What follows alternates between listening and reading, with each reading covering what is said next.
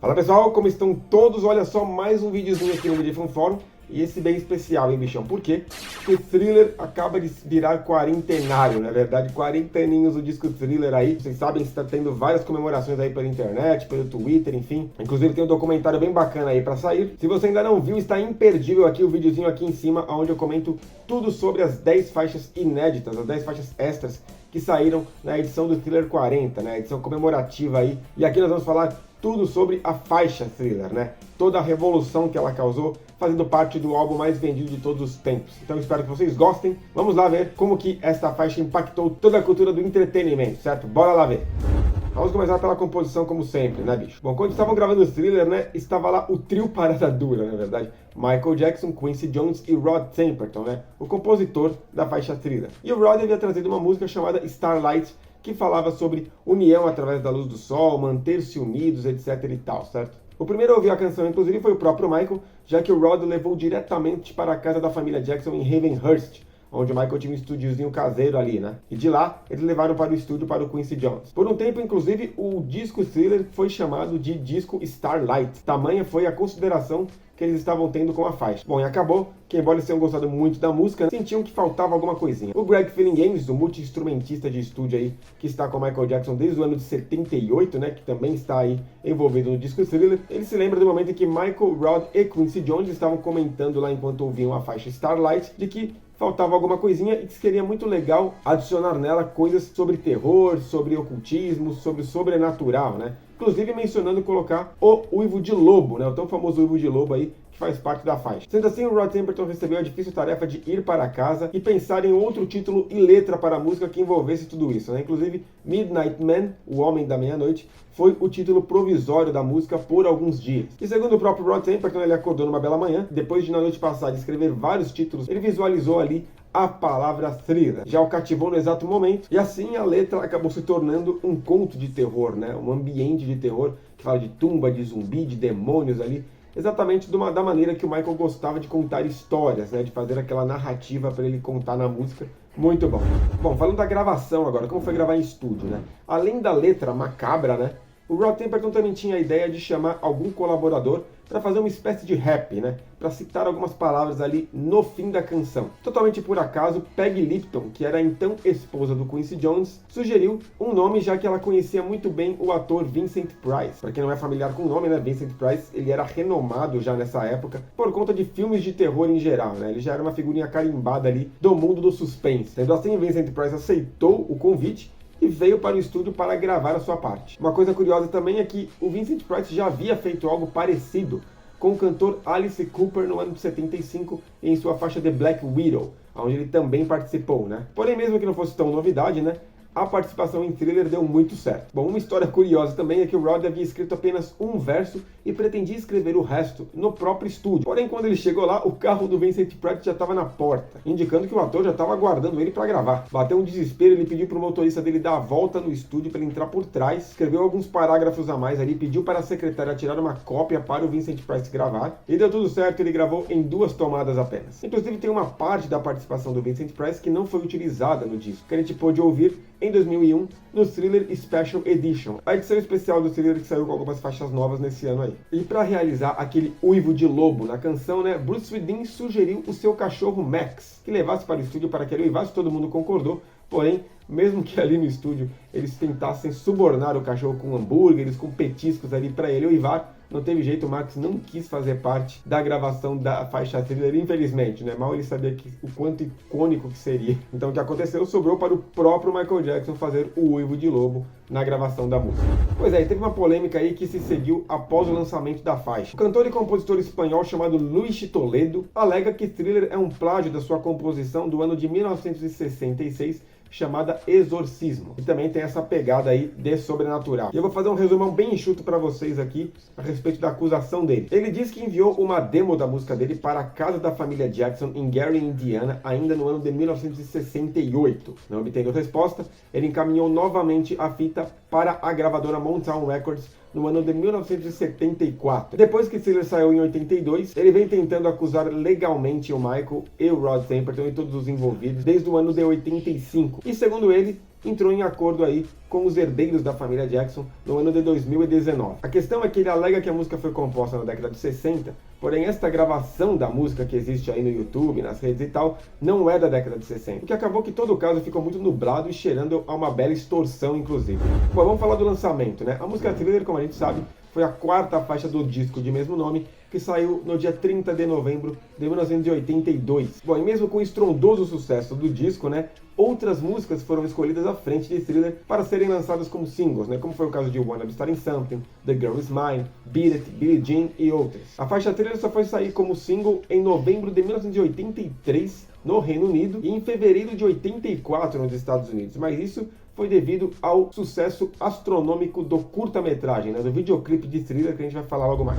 Bom, bora falar do curta-metragem agora, né, bicho? Gravado em Los Angeles entre 11 e 23 de outubro de 83, o curta-Thriller foi o responsável por reformular o conceito de videoclipe até aquele momento. Bom, vamos começar pelo início, né? A gravadora CBS não tinha interesse nenhum em financiar e investir em um novo videoclipe para o disco. Eles questionaram que já fazia um ano que o disco tinha saído, já era um estrondoso sucesso, já havia inclusive se pagado todo o orçamento que eles tinham investido no disco, então eles não viam a necessidade de gasto adicional. Porém, o Michael queria fazer muito videoclipe e inclusive já tinha todo o conceito na cabeça inspirado na música. Para isso, ele escalou o diretor de cinema John Landis, inspirado ali também pela obra do diretor Um Lobisomem Americano em Londres, do ano de 81, cujo inclusive o maquiador Rick Baker, que viria a trabalhar na maquiagem dos zumbis em Thriller e do lobisomem também, ganhou um Oscar por melhor maquiagem em 82 por conta deste filme. Olha só que legal. Bom, Michael repassou toda a situação para John Landis e para o produtor do John Landis, o George Folsey. E os dois lhe aconselharam a arrecadar fundos de emissoras que gostassem de investir no projeto, que tivessem esse interesse. Bom, assim sendo, os três abordaram as emissoras Showtime e MTV com a proposta de ceder os direitos da exibição do videoclipe assim que ele saísse, né, que teria cerca de 14 minutos, eles já pretendiam fazer algo grandioso, além de um making-off da produção de toda a obra, né, de toda a criação do negócio. O programa com o videoclipe mais o making-off se chamaria Making Michael Jackson's Thriller e somaria 1 hora de produção em média, dando oportunidade para ambas as emissoras ali de inserirem propagandas da maneira que eles preferissem ali em meio a todo o projeto. Uma empresa chamada Vestron, que lançava na época filmes em VHS, né, aquelas fitas ali que se usavam nos vídeos cassetes, assinou um contrato com Michael, John Landis e George Folsey para vender a fita no mercado doméstico por um preço bem abaixo da média das fitas VHS em geral na época, por cerca de $29 apenas. Inclusive você pode assistir o Making of Thriller legendado por esse que vos fala aqui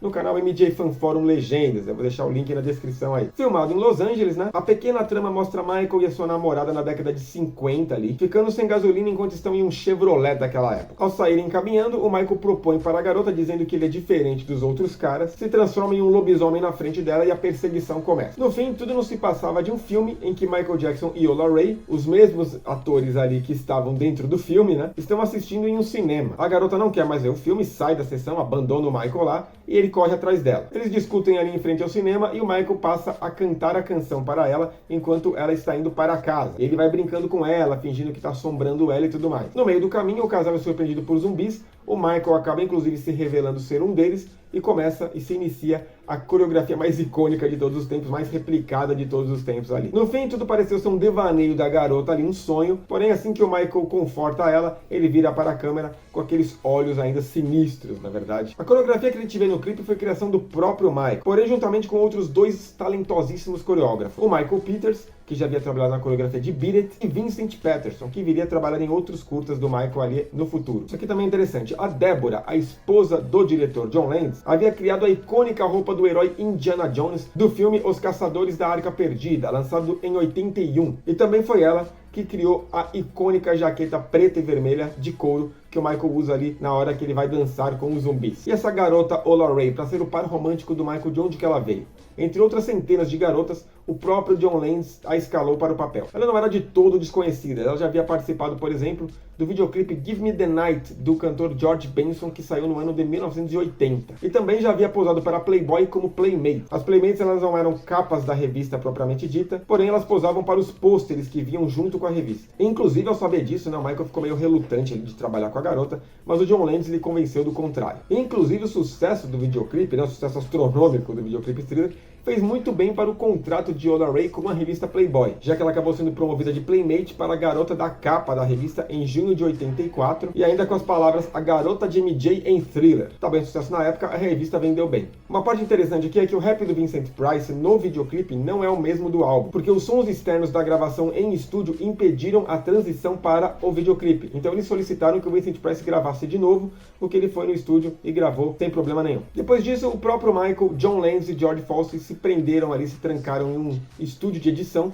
para finalizar todo o trabalho, depois de tudo gravadinho, bonitinho. Porém, quando eles estavam finalizando a edição, o próprio Michael surtou, porque estava sendo ameaçado de ser expulso da sua religião, os Testemunhas de Jeová, por ter mexido com ocultismo, com o sobrenatural e tudo mais. Desesperado, Michael ligou para o seu advogado John Branca, sim, o co-executor do espólio hoje em dia, solicitando que destruíssem a fita, que não fosse lançado de maneira nenhuma. John Branca então se reuniu com o próprio John Lenz e com o produtor George Folsey, e é claro que eles combinaram de não fazer isso. O Michael depois se acalmou, reconheceu que agiu por impulso e concordou em colocar um aviso, um disclaimer, no início do videoclipe, dizendo que o próprio Michael Jackson não tinha nenhuma crença em ocultismo, em coisas do além, etc e tal. Só para acalmar ali a galera da religião do Michael. Bom, no fim de tudo, a MTV e a Showtime receberam o produto que eles investiram como esperado, editado bonitinho, junto, é claro, ao making off para se exibir em suas redes. E aquela empresa Vestron lançou Making Michael Jackson's Thriller, o making off mais o videoclipe, em VHS no mercado doméstico. Porém, o que é muito interessante é que a conversão do videoclipe para se passar na televisão alterou um pouquinho até a coloração do videoclipe. Então, aquele produto que se assistia na televisão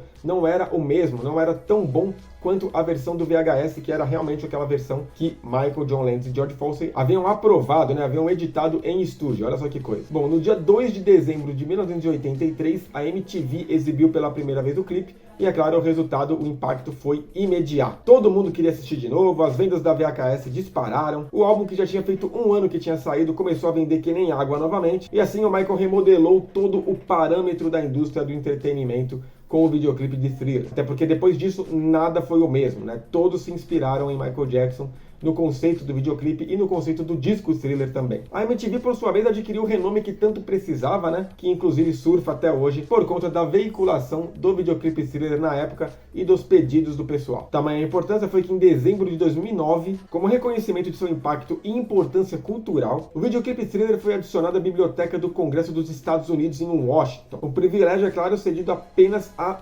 realmente obras icônicas de contexto histórico e cultural mesmo. Vamos falar um pouquinho das performances agora. Embora a turnê do The Jacksons Victory Tour tenha começado em 84, obviamente depois do sucesso do videoclipe e do álbum, o Michael não chegou a apresentar a canção Thriller ao vivo com os irmãos nessa turnê, pois então em sua primeira turnê solo, a Bad Tour, que viria a se iniciar em 87 e terminar em 89, foi onde aconteceu as primeiras performances de Thriller ali, tanto na primeira parte quanto na segunda parte da turnê. Já na Dangerous Tour, em 92 e 93, Michael continuou apresentando a música ao vivo. E na última turnê solo, que foi a History Tour em 96 e 97, Michael, é claro, também continuou apresentando o sucesso, um dos maiores sucessos de sua carreira, a faixa Thriller, ao vivo nos shows. Então é isso, pessoal. Além disso, na cultura pop em geral, em videogames, em filmes, em séries e tal, Thriller é sempre referenciado e reverenciado também, Sempre rola algum comentário, alguma referência, tamanha a importância e o reconhecimento que ele tem, não importa em que área seja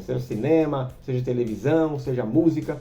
Thriller realmente ditou regras ali e remodelou tudo. Em 83 adiante, nada foi o mesmo, certo? Espero que vocês tenham gostado desse tudo sobre Thriller para coincidir, para a gente comemorar o aniversário de 40 anos deste álbum tão importante para a indústria. Deixe seu like aí, comente o que vocês acharam e a gente se vê no próximo vídeo, é claro. Eu sou o Daniel Jackson. Fui!